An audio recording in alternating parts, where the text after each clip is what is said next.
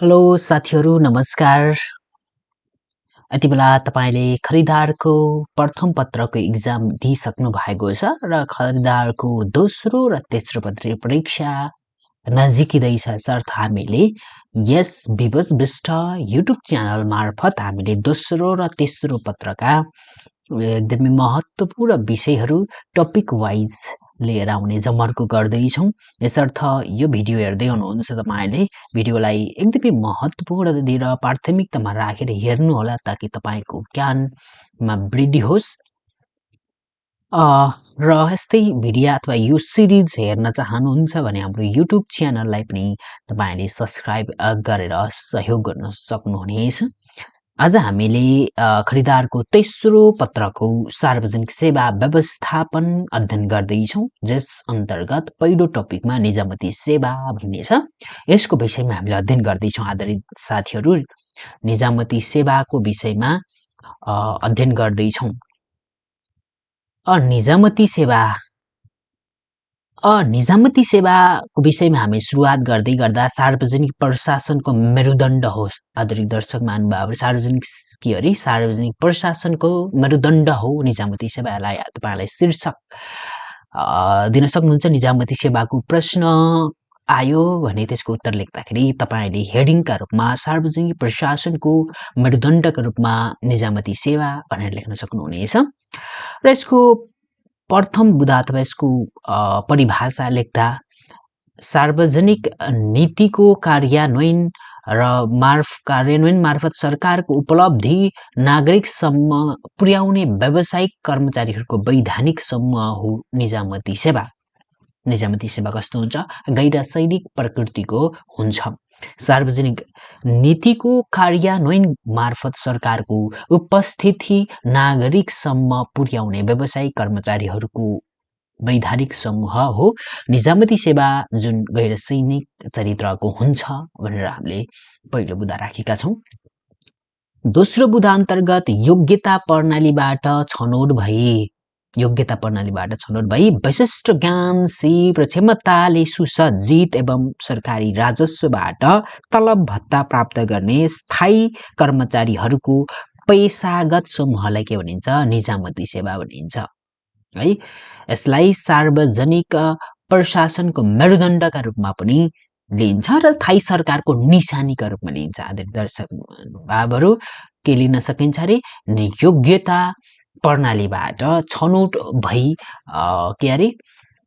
विशिष्ट ज्ञान, क्षमताले सुसज्जित एवं सरकारी राजस्वबाट तलब भत्ता प्राप्त गर्ने स्थायी कर्मचारीहरूको पेशागत समूहलाई निजामती सेवा भनिन्छ। यसलाई सार्वजनिक प्रशासनको मेरुदण्ड भनिन्छ र अर्को स्थायी सरकारको निशानीका रूपमा लिइन्छ निजामती सेवालाई।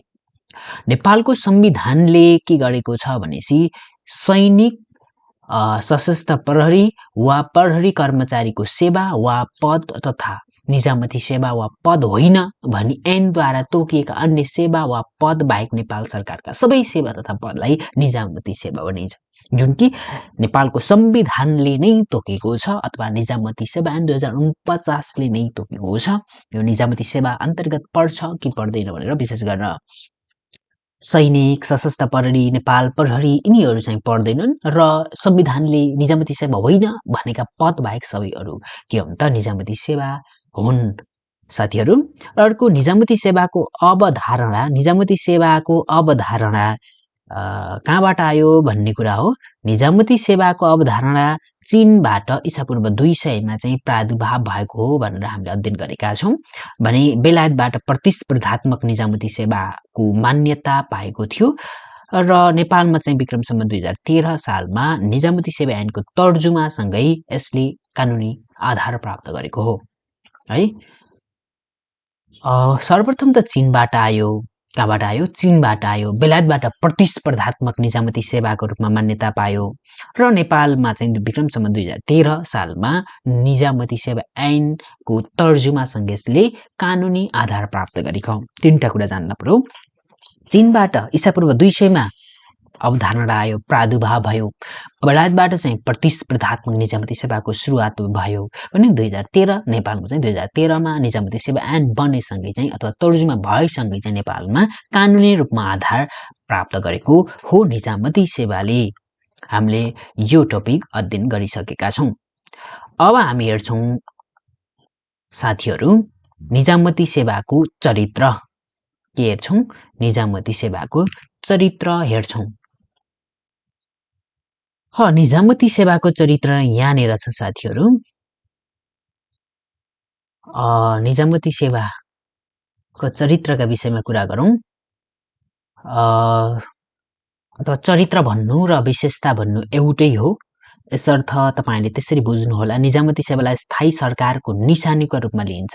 निजामती सेवालाई के गरिन्छ अरे? निजामती सेवालाई स्थायी सरकारको निशानीको रूपमा लिइन्छ। अनि निजामती सेवा ऐन नियमको आधारमा गठन भई सोही अनुरूप सञ्चालन हुन्छन्। निजामती सेवा कस्तो हुन्छ? ऐन नियमद्वारा गठन भएर त्यही अनुसार के हुन्छन् त? सञ्चालन भएर के हुन्छन्? गठन भएर सञ्चालन हुन्छन्।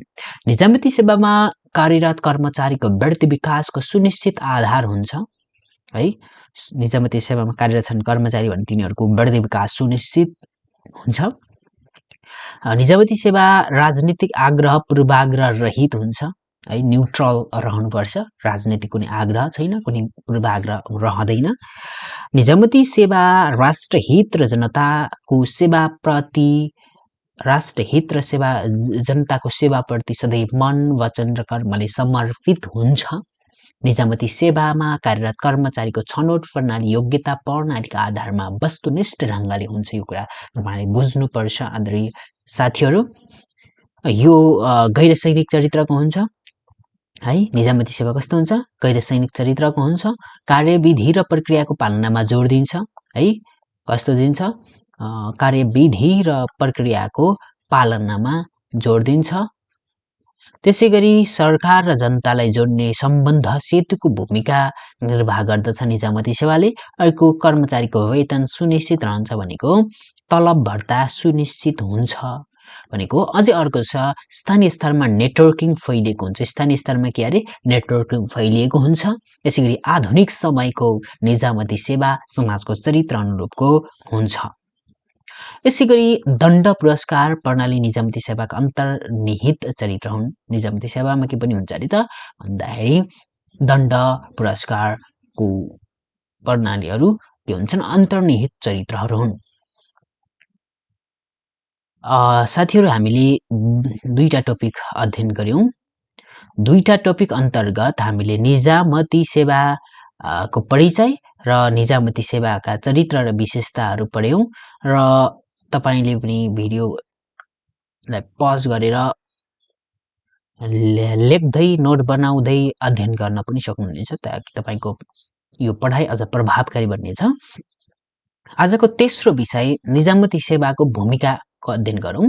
निजामती सेवाको भूमिका कस्तो छ त? अब सरकारका नीति तथा कार्यक्रम जनतासम्म पुर्याई देश र जनताको सेवा गर्ने, सार्वजनिक सेवालाई मितव्ययी सर्वसुलभ र न्यायिक ढङ्गले सरकारको घर दैलोमा प्रवाह गर्ने है।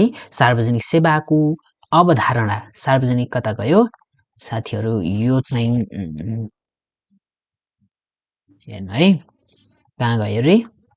मैले सार्वजनिक सेवालाई मितव्ययी सर्वसुलभ र न्यायिक ढङ्गले जनताको घर दैलोसम्म प्रवाह गर्ने।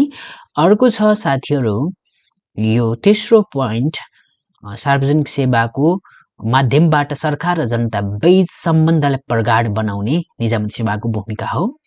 जनताका नियमित आकस्मिक र विकासात्मक आवश्यकता पूर्तिमा टेवा पुर्याउने अर्को भूमिका रहेको छ निजामती सेवाको भूमिका। अनि सेवा प्रवाहलाई नागरिक आवाजन्मुख तुल्याउने, कानुनको मर्म अनुरूप कार्यान्वयन गरी सामाजिक न्याय प्रवर्धन गर्ने, त्यसैगरी सार्वजनिक स्रोत साधन र अख्तियारको सार्वजनिक हितका खातिर उपयोग गर्ने, राष्ट्र र जनताको बृहत्तर हित कायम गर्ने, समग्रमा कानुनी शासनको स्थापना, लोकतन्त्र, मूल्य मान्यता र मानव अधिकारको प्रवर्धन एवं विद्युतीय शासनको कार्यान्वयन मार्फत सुशासनयुक्त समाजको निर्माणमा निजामती सेवाको अहम भूमिका रहन्छ भनेर हामीले यति पोइन्ट चाहिँ निजामती सेवाको भूमिकाका रूपमा अध्ययन गरेको साथीहरू है। अब हामीले अहिलेसम्म के अध्ययन गर्यौं साथीहरू? अहिलेसम्म हामीले अध्ययन गरेका विषयहरू के हुन् भन्दा हेर्नु है, तीनवटा एउटा परिचय खण्ड पढ्यौं, सार्वजनिक निजामती सेवाको परिचय दिनुहोस् भन्यो भने यो पोइन्टहरु लेख्नुपर्छ, र अर्को निजामती सेवाका चरित्र अथवा विशेषता भन्यो भने यो बुदाहरु लेख्नुपर्छ, र निजामती सेवाको भूमिका बारेमा चर्चा गर्नुहोस् भन्यो भने यी पोइन्टहरु तपाईले लेख्नु भएमा अति उत्तम रहनेछ आदरणीय साथीहरु। अब हामी अर्को टपिक चाहिँ के अध्ययन गर्छौं भन्ने छ। अर्को टपिक हामीले अध्ययन गर्ने विषय छ निजामती सेवाको गठन भन्ने छ। निजामती सेवाको गठन हामीले अध्ययन गर्दै गर्दा यो चाहिँ हामीले अर्को नेक्स्ट पार्ट दोस्रो भागमा चाहिँ यो अध्ययन गर्ने छौं। मसँग धेरै नोट बनाएको छु, यो नोट म तपाईसँग पस्किने छु, र यी भिडियोहरु मन परेको छ भने लाइक कमेन्ट शेयर गर्न नबिर्सिनु होला। यो नोट मैले उपलब्ध गराउने छु कमेन्ट बक्समा, त कोले चाहनुहुन्छ यो नोट कृपया कमेन्टमा कमेन्ट गर्न नबिर्सिनु होला है। म नोट पनि हालिदिने छु डिस्क्रिप्सनमा। यसर्थ तपाईलाई चाहिन्छ कि चाहिदैन त्यो चाहिँ तपाईको यो भिडियोको कमेन्ट बक्समा कमेन्ट गर्न अनुरोध गर्दै आजको यो भाग चाहिँ यही समापन गरे साथीहरु। अर्को भाग पनि ल्याउँछु साथीहरु। अर्को भाग चाहनेहरुले पार्ट 2 भनेर कमेन्ट पनि गर्नु होला। निजामती सेवाको गठनका विषयमा अध्ययन गर्ने छौं। हस् साथीहरु, आजको लागि तपाईं उपस्थित भएर भिडियो हेर्दिनु भयो सबैलाई धेरै धेरै धन्यवाद दिन चाहन्छु।